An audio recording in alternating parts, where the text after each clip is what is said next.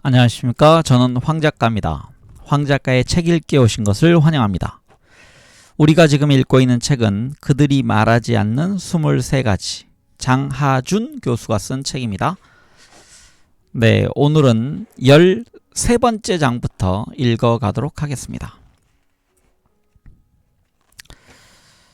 13번째 장은 책의 페이지는요 184쪽입니다. 제목은 부자를 더 부자로 만든다고 우리 모두가 부자가 되는 것은 아니다 라는 제목을 가지고 있습니다. 그들은 이렇게 말한다. 우리는 부의 분배에 앞서 부를 창출해야 한다. 실컷 좋건 투자를 하고 고용을 창출하는 것은 부자들이다. 부자들은 시장의 기회를 포착하고 활용하기 위해 없어서는 안 될 존재이다. 그런데 과거 많은 나라에서 계층 간의 질시를 이용하고 인기에 영합하는 포퓰리즘 정치를 펼치면서 부자들에게 높은 세금을 부과하여 부의 창출을 어렵게 만들었다. 이런 일은 그만두어야 한다. 심하게 들릴 수 있으나 장기적으로는 부자를 더 부자로 만들지 않고서는 가난한 사람들의 형편도 나아지지 않는다. 부자들에게 더 큰 파이 조각을 주면 처음에는 가난한 사람들에게 돌아가는 파이 조각이 작아질지 몰라도 결국에는 이들에게 돌아가는 파이 조각의 절대적인 크기가 더 커질 것이다. 파이 전체의 크기가 더 커지기 때문이다. 네, 반론입니다. 이런 말은 하지 않는다. 트리클 다운 경제학으로 알려진 이 주장은 첫 번째 장애물부터 넘어지고 만다. 다시 읽겠습니다. 트리클 다운 경제학으로 알려진 이 주장은 첫 번째 장애물에서부터 넘어지고 만다. 일반적으로 성장을 촉진하는 부자들을 위한 정책, 그리고 성장 감소를 부르는 빈자들을 위한 정책으로 의미를 양분해서 말을 하는데, 실제로 부자들을 위한 정책은 지난 30년의 세월 동안 성장을 가속화하는 데 실패했다. 따라서 부자들에게 더 큰 파이 조각을 주면 결국에는 전체 파이가 커진다는 트리클 다운 이론의 첫 번째 단계는 설득력이 없다. 또 두 번째 단계, 즉 윗부분에서 창출된 부가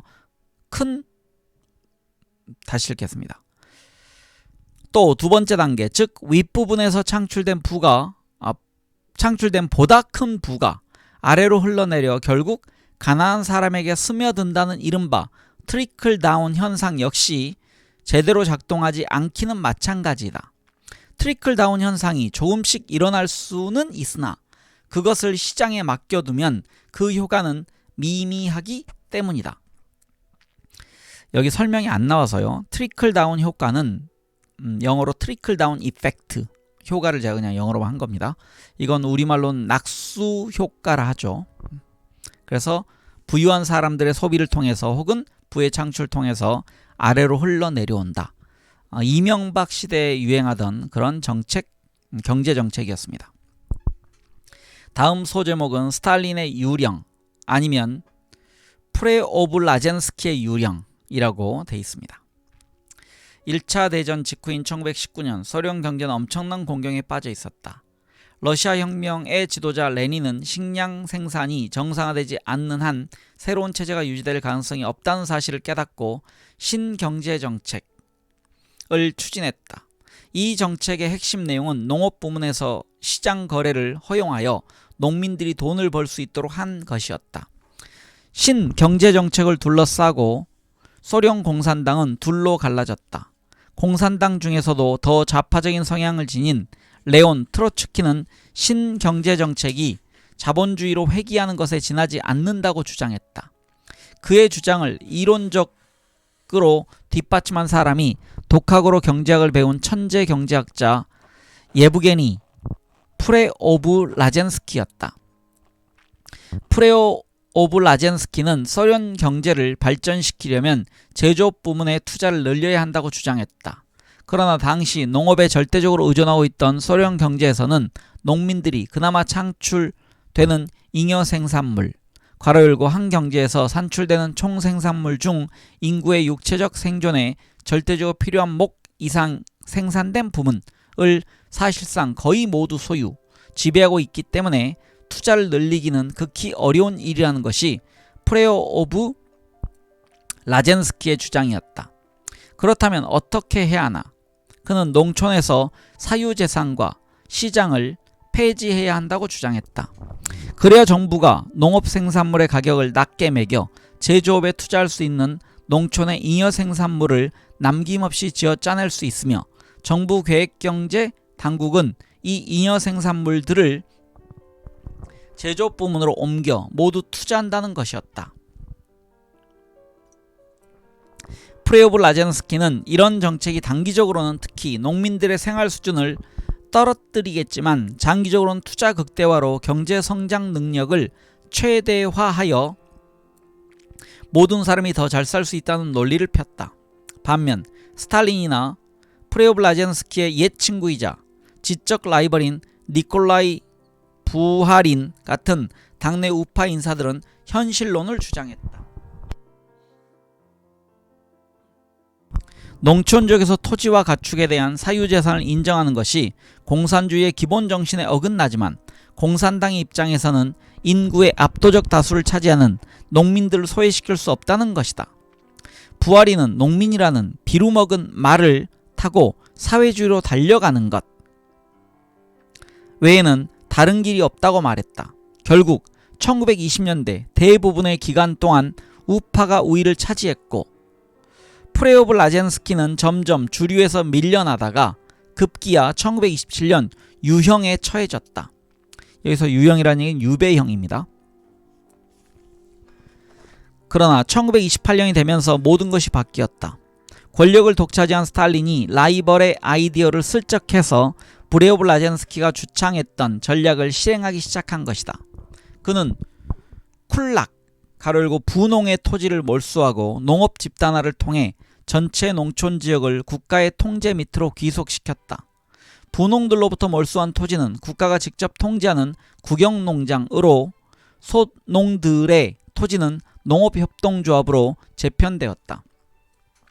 농업협동조합에 소속된 소농들은 조합 소유의 토지에 대한 명목상의 소유권을 가지고 있었으나 이는 사실상 국가의 통제를 받는 집단 농장이었다.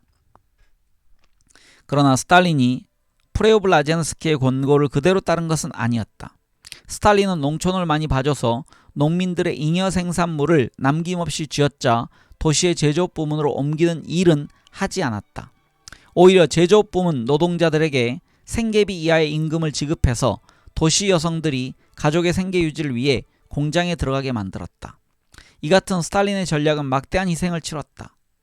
농업 집단화에 저항하거나 혹은 저항한다는 의심을 받아 노동수용소로 끌려간 사람 수가 수백만 명에 달했다. 또 농업 부문의 생산이 급락했는데 이는 농촌에서 트랙터 대신 쟁기 따위를 끌던 소나 말 같은 가축의 수가 극적으로 줄었기 때문이다. 자기 가축이 몰수당할 것을 겁낸 농부들이 미리 도축해버리거나 곡물을 강제로 도시에 보내다 보니 가축에게 먹일 사료가 부족했던 것이다. 농업 부문이 이렇게 와해되면서 1932년부터 1933년 사이 심각한 기근이 빚어졌고 수백만 명이 목숨을 잃었다. 아이러니한 사실은 스탈린이 프레오브 라젠스키의 전략을 채택하지 않았다면 2차 대전 당시 동부전선에서 독일군의 침입을 격퇴할 수 있을 정도로 신속하게 소련의 제조업 기반을 성장시키지 못했을 것이라는 점이다. 독일군이 동부전선에서 패하지 않았더라면 서유럽은 독일군을 격퇴하지 못했을 것이다.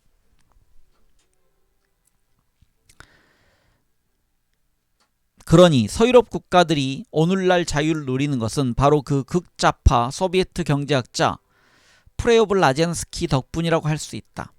나는 왜 사람들의 내리에 잊힌 거의 한 세기 전 소련의 마르크스 경제학자에 대해 떠벌리고 있는 것일까? 그것은 바로 스탈린의 전략, 아니 프레오브 라젠스키의 전략이 오늘날 자유시장 경제학자들이 주장하는 부자들을 위한 정책과 놀랄 정도로 닮은 점이 많기 때문이다. 다음 소제목은 자본가 대 노동자입니다. 자본가 대 노동자.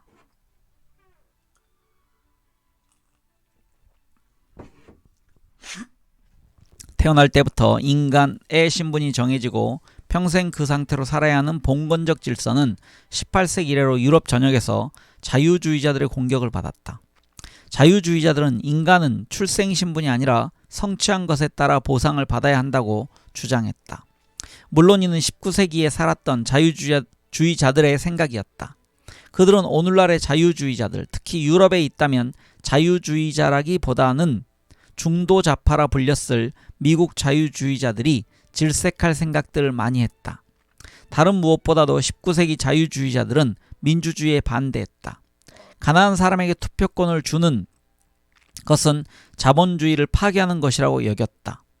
괄호 열고 여성은 지적 능력이 온전하지 못하다고 여겼기 때문에 아예 고려 대상조차 되지 않았다. 도대체 왜 그런 생각을 하게 되었을까? 19세기 자유주의자들은 부를 축적하여 경제를 발전시키는 가장 중요한 수단으로 금욕을 꼽았다. 노동으로 돈을 벌면 그것으로 즉각적인 욕망을 채우기보다 투자를 해야 부를 축적할 수 있다는 것이다. 그들의 세계관에 따르면 가난한 사람들이 가난한 이유는 금욕적인 생활을 해나가는 인격을 갖추지 못했기 때문이다. 이런 가난한 사람들에게 투표권을 주면 당장 부자들에게 세금을 거두어 그것을 소비해버릴 것이다. 이렇게 되면 가난한 사람들은 잠시 재미를 볼 수 있겠지만 장기적으로는 전체 경제의 투자와 성장이 지체되어 더욱 가난해진다는 것이었다. 가난한 사람들에게 반감을 가진 당시 자유주의자들의 정치 논리는 고전파 경제학자들로부터 지적인 뒷받침을 받았다. 이런 고전파 경제학자들 중에서 가장 뛰어난 인물이 바로 19세기 영국 경제학자 데이비드 리카도이다.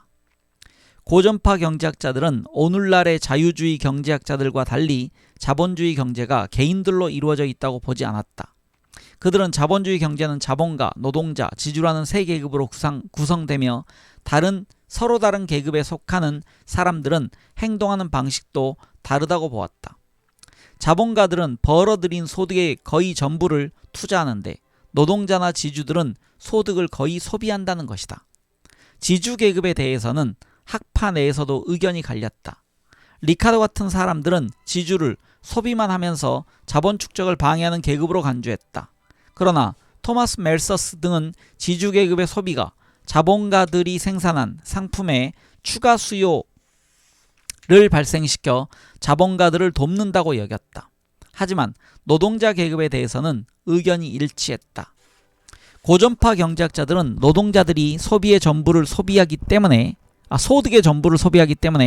국민 소득에서 노동자들의 소득이 큰 부분을 차지할수록 투자와 경제 성장은 위축될 것이라고 보았다. 리카도 같은 열렬한 자유시장론자와 브레오브 라젠스키 같은 극좌파 공산주의자가 만나는 곳이 바로 이 지점이다. 둘이 많이 다른 것 같아 보이지만 그들은 모두 장기적으로 경제 성장을 극대화하려면 투자 가능한 잉여 생산물을 투자자의 손에 집중시켜야 한다고 생각했다.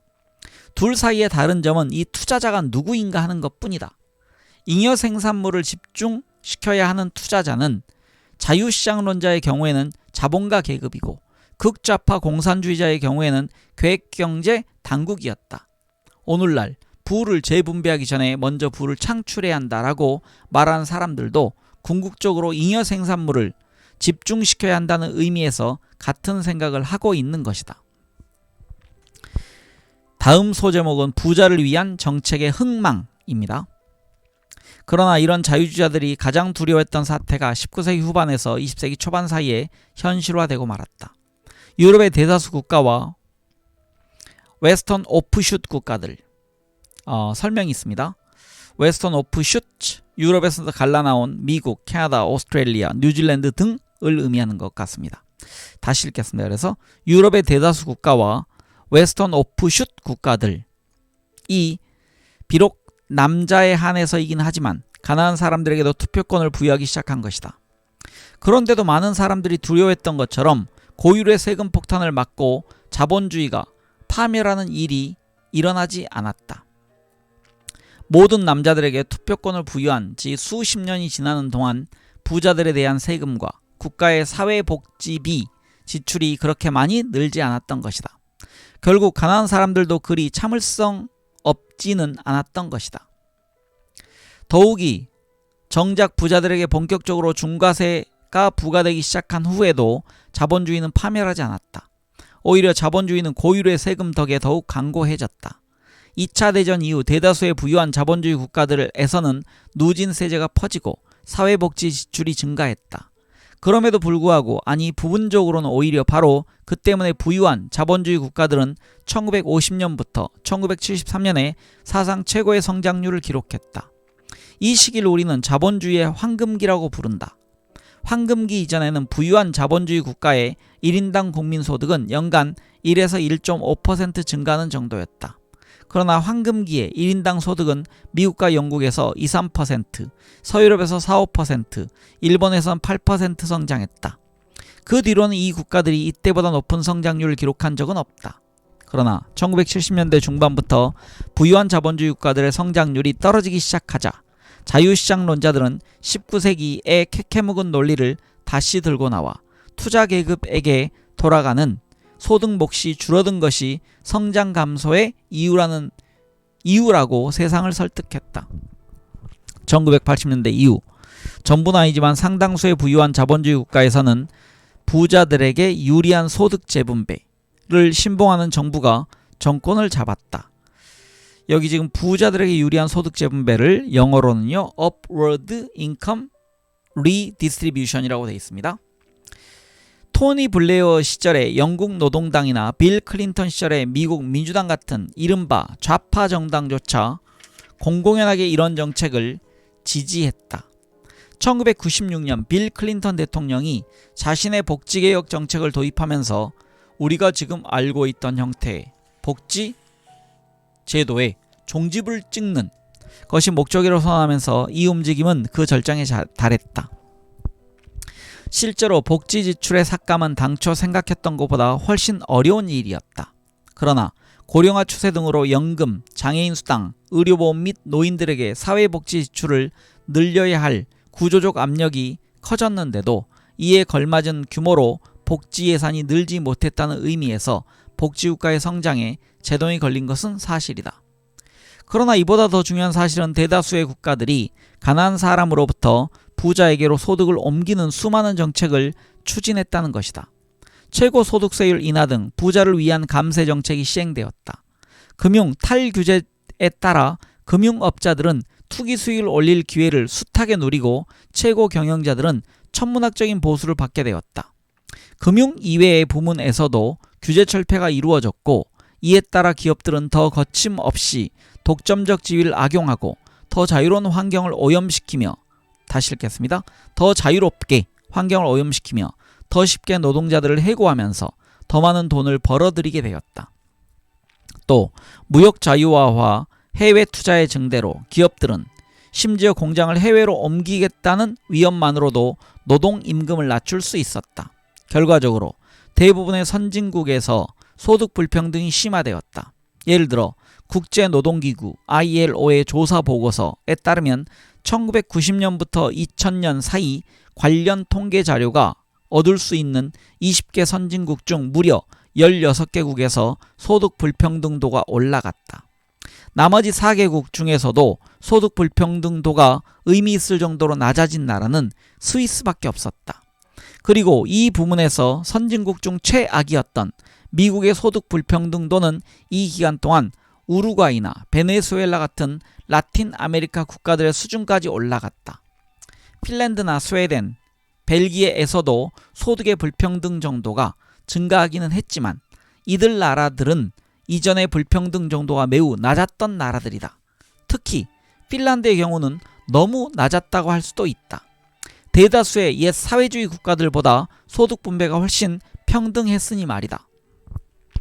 워싱턴에 있는 중도좌파 싱크탱크인 경제정책연구소 EPI (Economic Policy Institute의 조사 결과에 따르면 1979년부터 데이터를 입수할 수 있는 가장 최근해인 1979년부터 2006년 사이 미국의 소득 순위에서 상위 1%가 전체 소득에서 차지하는 비중은 10%에서 22.9%로 2배 이상 늘어났다.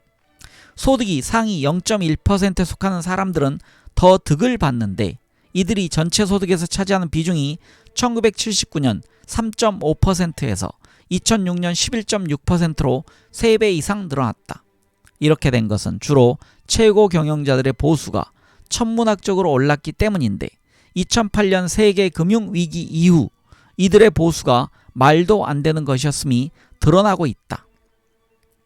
앞서 언급한 국제노동기구의 조사 보고서에 따르면 개발도상국 및 옛사회주의 국가 65개국 중 같은 기간 동안 소득 불평등이 심해진 나라가 41개국에 달했다. 그 비율이 선진국에 비해 낮다고는 하지만 이들 국가 중 상당수가 이미 소득 불평등이 매우 높은 수준이었다는 점을 고려하면 소득 불평등 심화로 악영향은 선진국에 비해 훨씬 더 심각하다. 다음 소제목은 아래로 흐르지 않는 물입니다. 부자들에게 유리한 소득 재분배가 정당화될 수 있는 방법도 있다. 만약 그 정책이 경제성장을 촉진시켰다면 말이다.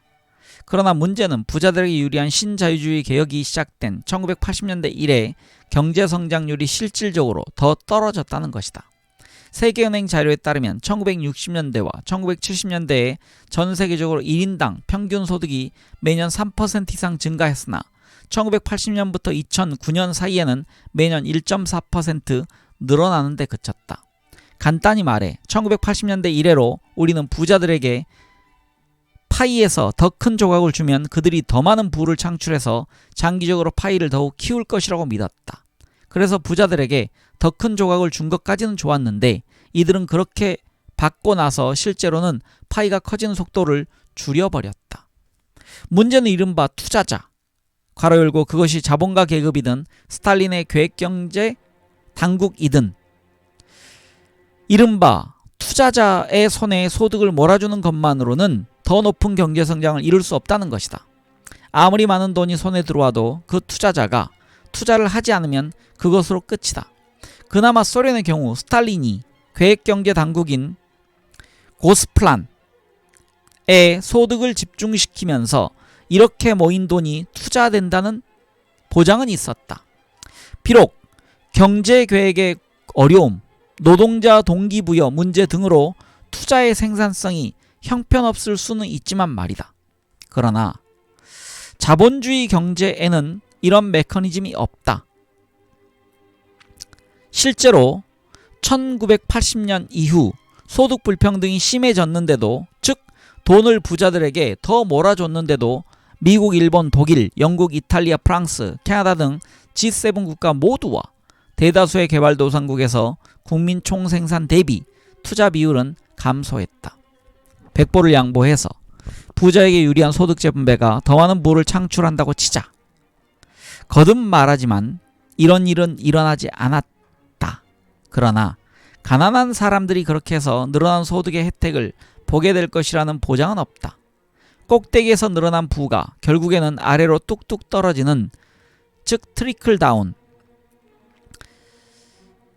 이는 보장된 결과가 아니다. 여기 지금 글을 제가 조금 편집해서 읽었는데요. 원문대로 읽겠습니다.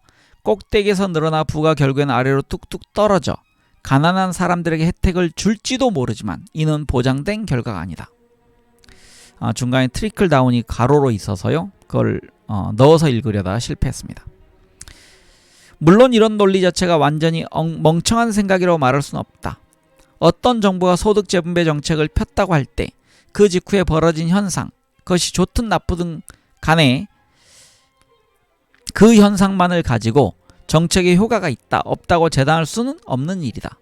예를 들어 부자들이 더 많은 돈을 가지면 더 많이 투자하고 이에 따라 경제가 더 많이 성장하게 될지도 모른다. 이렇게만 된다면 부자에 유리한 소득 재분배 정책이 모두가 받는 몫의 크기를 키울 수도 있다. 비록 상대적인 비율까지는 아니라 할지라도. 그러나 문제는 그냥 시장에 맡겨두면 상류층의 부가 밑으로 흘러내린 정도가 미약하다는 것이다. 앞서 언급한 경제정책연구소 조사에 따르면 1989년에서 2006년 사이 미국 총소득 증가와 91%가 소득 순위 상위 10%에게 흘러 들어갔다. 더욱이 상위 1%가 차지한 몫은 총소득 증가의 59%에 달했다. 이와 대조적으로 강력한 복지 시스템을 갖춘 국가들의 경우에는 설사 부자에게 유리한 재분배가 이루어졌다 해도 이에 따른 성장의 혜택을 사회 전체로 확산시키는 것이 훨씬 쉽다. 세금과 소득 이전 정책이라는 강력한 기제가 있기 때문이다. 사실 세금 징수와 소득 이전이 시행되기 전의 소득 분배를 보면 벨기에와 독일은 미국보다 더 불평등하고 스웨덴과 네덜란드는 미국과 비슷하다. 다시 말해서 상당한 양의 물이 밑으로 내려오기 위해서는 복지국가라는 이름의 전기 펌프가 필요한 것이다. 마지막으로 중요한 것은 적절한 시기에 적절한 방식으로 추진되기만 한다면 가난한 사람들을 위한 소득 재분배가 경제성장까지 촉진한다고 믿을 만한 근거가 많다는 점이다. 예를 들어 오늘날과 같은 불황기에 경기를 활성화시키는 최선의 방법은 가난한 사람들을 위한 소득 재분배이다. 소득이 적을수록 가용소득에서 더 많은 몫을 지출하는 경향이 있기 때문이다.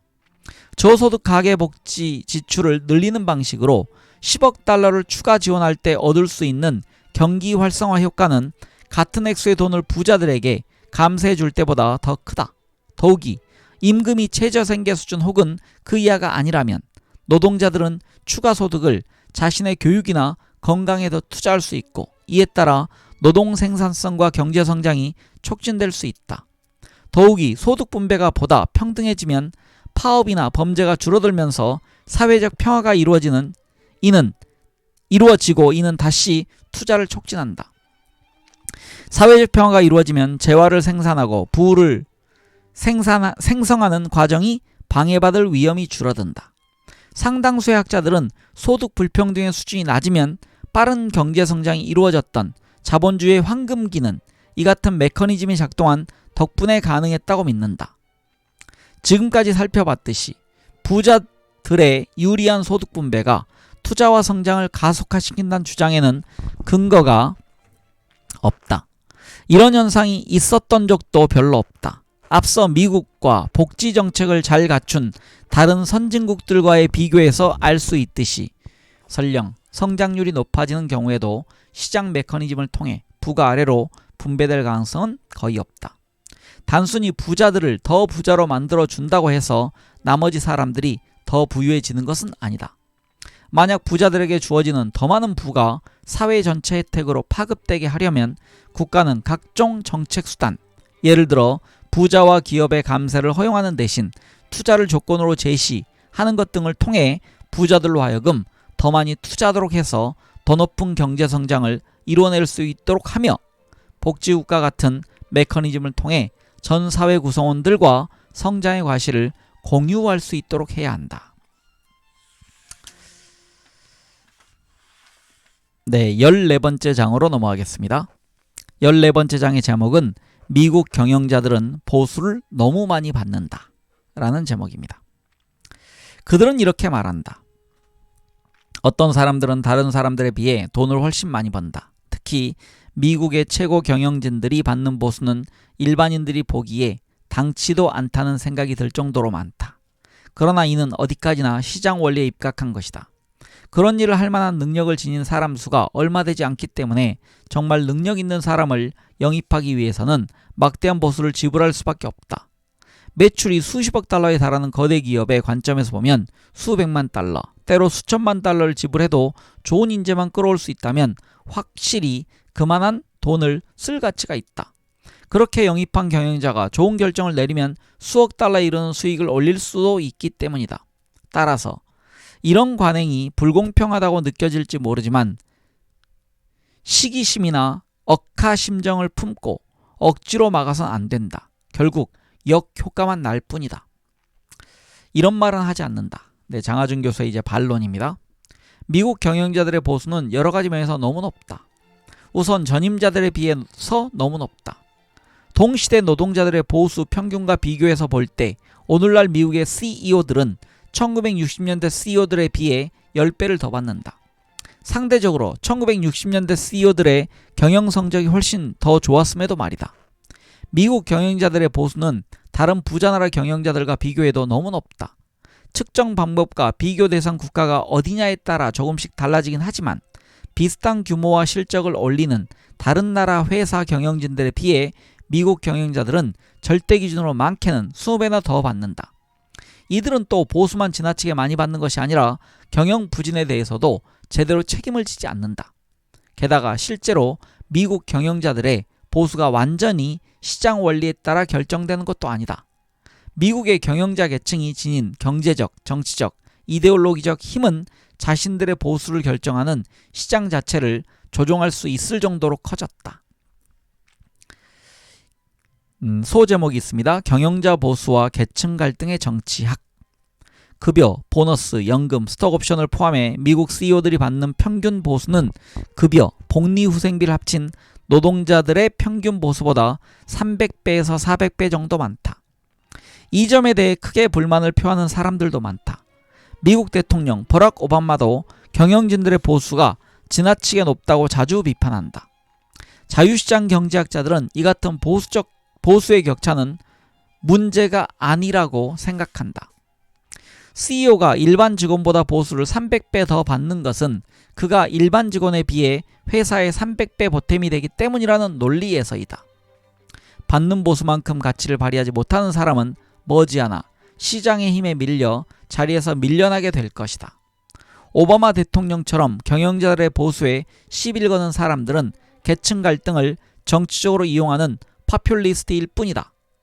생산성이 낮은 사람들이 생산성에 따른 보수를 용납하지 않으면 자본주의는 제대로 작동할 수 없다는 것이 이들의 주장이다. 사실 자유시장 경제학자들의 논리에는 일리가 있어 보인다. 사소한 문제 하나만 무시하면 되고 그 사소한 문제라는 게 바로 사실에 근거한 자료라는 점만 빼면 말이다. 어떤 사람들은 다른 사람들보다 효율적이고 그런 사람들은 자기 생산성에 걸맞은 높은 보수, 경우에 따라서는 엄청나게 높은 보수를 받을 자격이 있다는 것을 나도 인정한다. 자기가 잘나서 그런 것만은 아니라는 사실을 잊지 않아야 하지만 말이다. 문제는 그들의 능력이 현재와 같은 보수 차이를 정당화할 만큼 뛰어난가 하는 것이다.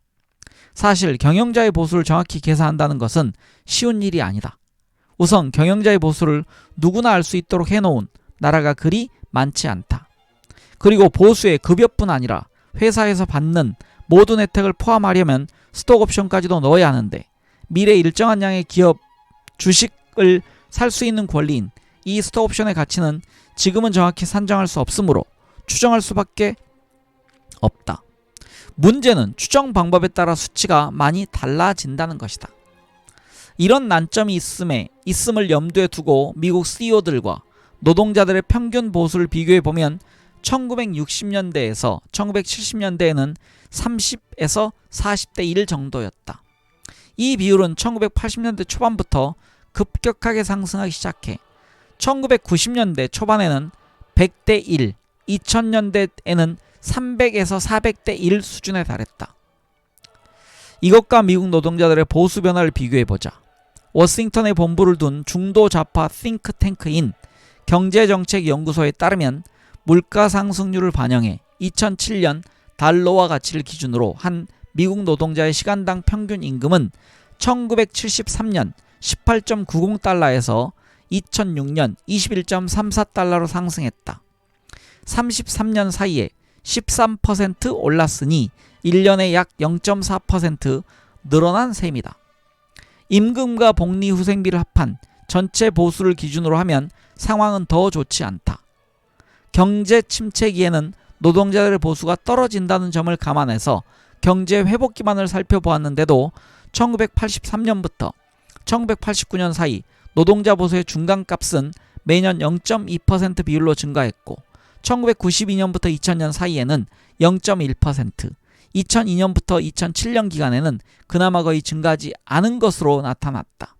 다시 말해 미국 노동자들의 보수는 1970년대 이후 실질적으로 거의 오르지 않았다. 물론 그 기간 동안 미국 사람들의 생활 수준이 향상되지 않았다는 뜻은 아니다. 개별 보수는 거의 증가하지 않았지만 가구당 수입은 높아졌다. 그러나 이것은 점점 더 많은 가정이 맞벌이에 나섰기 때문이다. 자유시장 경제학자들의 논리, 즉 모든 사람은 각자의 생산성에 따라 응당의 보수를 받아야 한다는 논리에 충실하자면 CEO 대 노동자의 보수가 30, 40배에서 300, 400배가 되었다는 말은 미국 CEO들이 1960년대, 70년대에 비해 10배나 더 효율적이 되었다는 뜻이다. 과연 그럴까? 좋은 교육과 훈련 덕분에 미국 경영자들의 자질이 전반적으로 좋아졌을 수는 있지만 그렇다고 과연 한 세대 전 경영자들에 비해 자질이 10배나 좋아졌다는 것이 있을 법한 일인가? 내가 케임브리지 대학에서 학생들을 가르친 지난 20년만 돌아봐도 그렇다. 지금 미국에서 오는 학생들이 1990년대 초에 내가 처음 가르쳤던 미국 학생들에 비해 서너 배 더 뛰어난가? 자질이 더 나아졌다는 이유만으로 미국 CEO들의 보수가 올랐다면 미래 CEO감인 이 학생들의 자질은 적어도 서너 배 더 좋아졌어야 말이 된다. 1990년대 초 노동자 평균 보수의 100배였던 미국 CEO의 보수가 이 기간 사이에 300배 내지 400배로 뛰었기 때문이다. 이 보수 차이의 변화를 설명할 때 가장 많이 거론된 이유는 최근 들어 기업의 규모가 커짐에 따라 CEO의 역할도 더 커졌기 때문이라는 주장이다. 코넬 대학의 로버트 H. 프랭크 교수는 뉴욕타임스에 기고한 칼럼에서 100억 달러의 이익을 남기는 기업이라면 유능한 CEO의 좋은 판단으로 3천만 달러 정도 더 남기는 건 쉬운 일이라고 설명을 했고, 이 칼럼은 CEO의 급여 문제에 논란이 있을 때 많이 인용되는 글이 되었다. 까놓고 이야기는 하지 않지만 3천만 달러를 더 벌어준 CEO에게 500만 달러를 더 주는 게 문제가 되겠느냐는 암시가 깔려 있다고 하겠다. 물론 이 주장에도 일리는 있다. 그러나 기업 규모가 커진 것이 CEO의 보수가 오른 주된 이유라면 미국 기업들의 규모는 꾸준히 커지고 있는데 왜 CEO의 급여는 1980년대에 와서야 갑자기 인상되기 시작했을까? 게다가 같은 논리를 노동자에게도 어느 정도는 적용해야 하는 것 아닌가? 현대 기업은 분업과 협력을 적절히 조화시키기 때문에 돌아간다. 따라서 CEO만 기업의 성과에 영향을 미친다는 논리는 대단히 잘못된 것이다. 기업 규모가 커짐에 따라 노동자가 기업에 이익을 주거나 손해를 끼칠 여지도 커지는데 우수한 직원을 채용하는 일이 갈수록 더 중요해지고 있는 것도 바로 그런 이유에서이다. 그렇지 않다면 왜 기업마다 인사관리부서를 두고 많은 투자를 하겠는가? 또 최고 경영진의 결정이 점점 더 중요해지기 때문에 CEO의 보수가 올라가야 했다면 이들보다 훨씬 적은 보수를 받으면서 비슷한 규모의 기업을 경영하는 일본이나 유럽의 CEO들은 어떻게 된 것인가? 경제정책연구소 보고서에 따르면 2005년을 기준으로 스위스와 독일의 CEO들은 미국 CEO에 비해 각각 64%, 55% 수준의 보수를 받았다. 스웨덴은 44%, 네덜란드는 40%에 만족했고 일본 CEO들은 미국 CEO들이 받는 보수의 25%밖에 받지 않는 것으로 나타났다. 미국을 제외한 13개 선진국 기업의 CEO들이 받는 보수 평균은 미국 CEO 보수 평균의 44%에 지나지 않았다. 그러나 이 숫자들도 국가별 CEO의 보수 차이를 제대로 반영하지 못하고 있다. 미국 CEO들이 다른 나라 CEO들에 비해 상대적으로 스톡옵션을 많이 받는데 그것은 계산에 넣지 않았기 때문이다. 경제정책연구소의 다른 데이터에 따르면 정확히 계산하기는 힘들지만 미국 CEO의 보수에 스톡옵션을 포함시키면 보수 총액은 보통 서너 배, 많게는 5, 6배 뛴다고 한다. 결국 미국 CEO의 보수에 스톡옵션을 포함하면 스톡옵션을 받더라도 많이 받지 않는 일본 CEO의 보수는 미국 CEO의 보수의 25%가 아니라 5%가 된다. 그런데 미국 CEO들이 해외 CEO들보다 2배에서 20배까지 가치가 높은 사람들이라면 왜 많은 산업 부문에서 미국 기업들이 일본이나 유럽의 경쟁사들에 뒤지는 것일까? 일본과 유럽 CEO 보수의 절대액이 낮은 것은 그 나라의 일반적인 급여 수준이 미국보다 낮기 때문이 아닌가 하는 생각이 들 수도 있다. 그러나 일본, 유럽 국가들의 급여 수준은 미국과 거의 비슷하다. 경제정책연구소가 조사한 2005년 13개국의 노동자 급여 평균은 미국의 85%였다.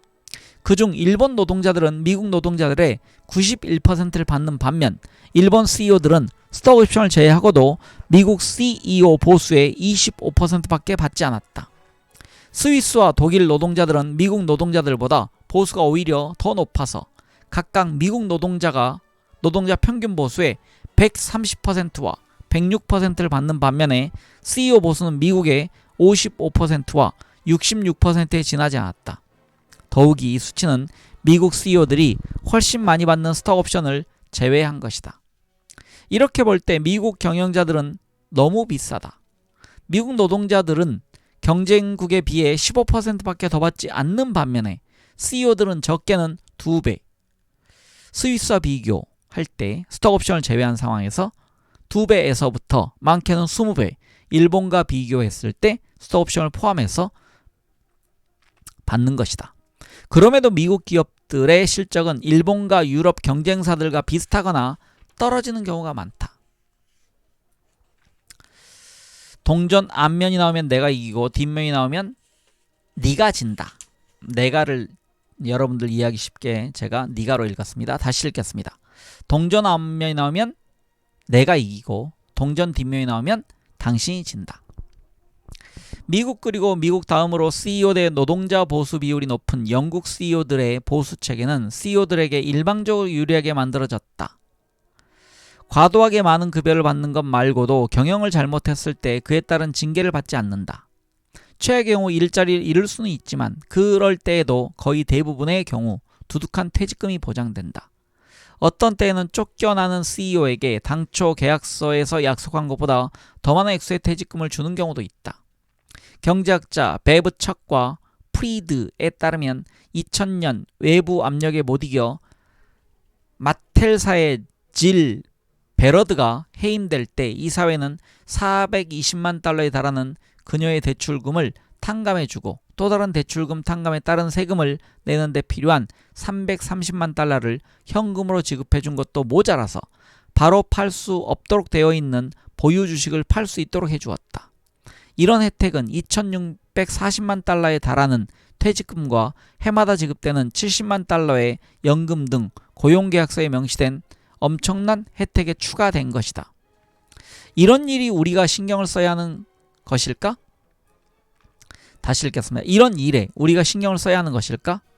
자유시장 경제학자들은 그럴 필요가 없다고 말한다. 이렇게 이 일을 잘못한 CEO에게 꼭 주지 않아도 될 혜택까지 주는 어리석은 기업이 있더라도 내버려 둬야 한다는 것이다. 그런 얼빠진 짓을 하는 기업은 어차피 더 계산에 밝은 경쟁사에 밀려나게 되어 있기 때문이다. 보수 체계를 잘못 만든 기업들이 있을지는 모르지만 결국 그런 기업들은 시장의 압력에 의해 경쟁에 지고 만다는 의미이다. 그럴듯하게 들리는 주장이다. 구식 방직 기술이 되었건 허무맹랑한 보수 체계가 되었건 비효율적인 관행은 경쟁 과정에서 사라지게 되어 있다. 전반적으로 경영진에게 더 높은 인센티브를 주는 영미 기업들이 다른 나라 기업들과 경쟁해서 밀려나고 있는 것이 바로 그 증거라 할 수 있다. 그러나 경영진에게 공정하지 못한 보수를 주는 관행이 시장에서 벌어지는 경쟁을 통해 없어지려면 오랜 시간이 걸린다. 결국 이런 관행이 수십 년간 계속되어 오고 있지 않았는가? 최근에 파산한 GM을 예로 들어보자. GM이 기울어 간다는 것은 최소한 30년 전부터 알려진 사실이다. 그럼에도 GM의 최고 경영자들은 과거 20세기 중반 GM이 전 세계 자동차 시장을 주름 잡았으며 전성기를 구가하던 시절에 경영진들에게나 줄만한 보수를 챙겨갔고 아무도 그것을 막지 못했다. 상황이 이런데도 엄청나게 많은 급여와 경영 실패에도 아무런 책임을 지지 않는 일방적인 고용계약에 제재를 가하려는 움직임이 거의 없었던 것은 미국과 영국의 경영자 계층이 지난 수십 년 사이에 엄청나게 강해졌기 때문이고, 이렇게 된 데에는 그들이 지금까지 챙겨온 엄청난 보수도 한몫했다는 점을 간과할 수 없다. 이들은 서로 상대방 기업의 임직원을 겸직하고 사회 이사들에게 제공하는 정보를 조작한 등의 방법으로 이 사회를 장악했다. 그 결과 이 사회에서 CEO가 정한 보수 체계에 이의를 제기하리라 기대하기는 어렵게 되었다. 주주들은 배당금만 점점 많이 받으면 되기 때문에 불만이 있을 이유가 없었다. 영국과 미국의 경영자들은 또 경제력을 바탕으로 정치권에도 손을 뻗어 심지어 중도좌파라고 자처하는 영국의 노동당과 미국의 민주당에까지도 영향력을 행사한다. 미국에선 특히 민간 부분의 CEO 출신들이 정부 부처를 운영하는 경우가 많다. 무엇보다 중요한 것은 이들이 자유시장 이데올로기, 즉 무슨 현상이든 그런 현상이 존재한다는 사실은 그것이 가장 효율적이기 때문이라는 이데올로기를 널리 전파하는 데 자신들이 가진 정치적, 경제적 영향력을 이용한다는 점이다. 경영자 계층의 영향력은 2008년 금융위기의 여파에서 가장 적나라하게 드러났다. 2008년 가을 영국과 미국 정부가 천문학적인 액수의 세금 수입을 자금난에 빠진 금융기관에 쏟아붓게 되었을 때에도 그런 실패에 책임을 진 경영자들은 거의 없었다. 물론 CEO 몇 명이 실직하긴 했지만 그건 소수에 불과했고 일자리를 잃지 않은 CEO들의 급여도 크게 삭감되지 않았다. 거기에다 납세자의 돈을 지원받는 금융회사 CEO들의 급여에 상한선을 두어야 한다는 소리가 미국 의회에서 나오자 이들은 엄청난 저항을 했고 결국 이를 저지하는 데 성공했다. 로열 뱅크 오브 스코틀랜드가 불명예 퇴진한 프레드 굿윈은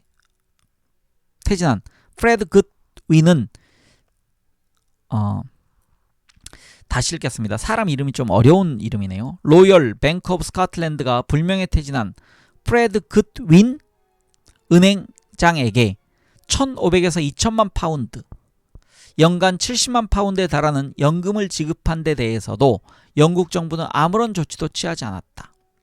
후에 부정적인 여론이 너무 심해지자 굿윈은 400만 파운드를 다시 내놓긴 했다.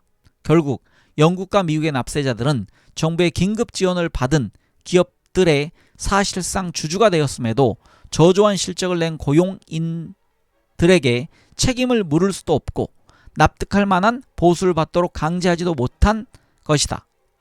이것은 영미 경영자들이 얼마나 강해졌는지를 방증하는 예라 할 수 있다. 시장은 비효율적 관행을 저절로 사라지게 만든 힘이 있지만 이는 아무도 시장을 자기 마음대로 조종할 수 없을 때에만 가능한 일이다. 혹 오랜 세월에 걸쳐 그런 관행이 사라질지는 모르지만 일방적인 보수 체계가 있는 동안은 경제 전반에 큰 손실을 끼친다. 노동자들은 계속되는 임금 하락 이업, 간단해진 해고 절차와 정규직을 대체하는 임시직의 증가, 그리고 지속적인 다운사이징 등으로 압박을 받는 반면에 경영자들은 이렇게 해서 창출한 추가 이윤을 주주들에게 분배해서 그들이 경영진의 과도한 보수를 문제 삼지 않도록 한다. 주주들의 입을 막기 위해 배당금을 극대화하려면 투자가 위축되고 결국 기업의 장기적 생산 능력이 약화될 수밖에 없다. 여기에 경영진의 과도한 보수까지 보태면 영미 기업들은 국제 경쟁력을 잃게 되고 결국 노동자들의 일자리만 없어지고 만다. 2008년처럼 일이 잘못되는 규모가 걷잡을 수 없이 커지면 기업을 회생시키는데 납세자들의 돈이 엄청나게 들어가지만 경영진은 그야말로 거의 생채기 하나 나지 않고 사고 현장에서 걸어 나올 수 있게 된다.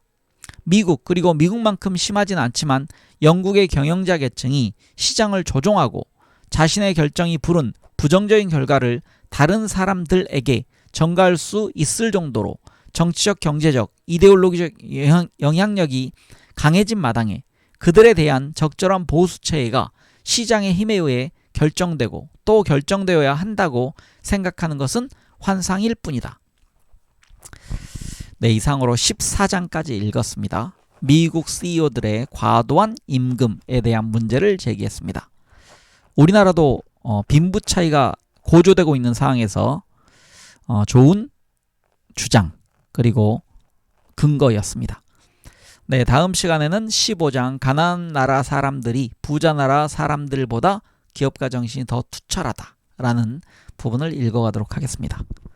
네, 편한 하루 보내시기 바랍니다. 저는 다음 시간에 뵙겠습니다. 감사합니다.